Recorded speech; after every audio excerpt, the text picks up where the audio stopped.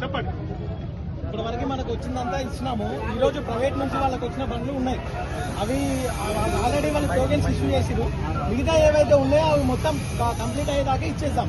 ఇప్పుడు ఆడ ఉన్నాయి. మళ్ళీ నెక్స్ట్ మండే నుంచి మనకు మళ్ళీ సిఐఎల్ రేక్ వస్తుంది. ఆ రేక్ వచ్చినాక మళ్ళీ బండ్లు వస్తాయి.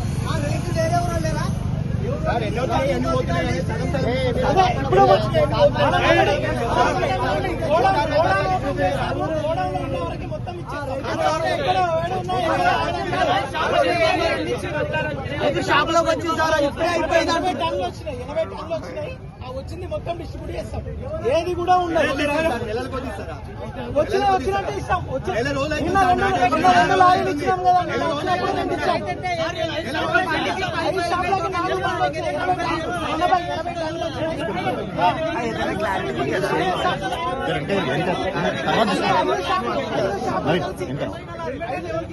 ఐదు షాపులు కలిసి వచ్చింది అది.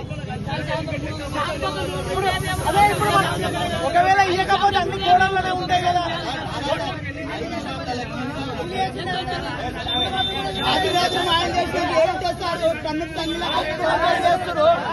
30 ఎకరాలు ఉన్నాడు రైతు. వాడు ఎందుకు రాలే రోడ్డు మీదకి?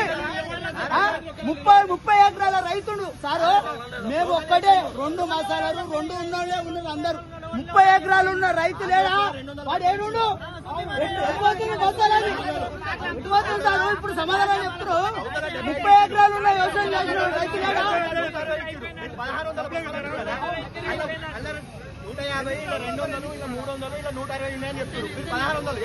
1600 మక్కులో పెట్టా సార్, మక్కులో పెట్టా.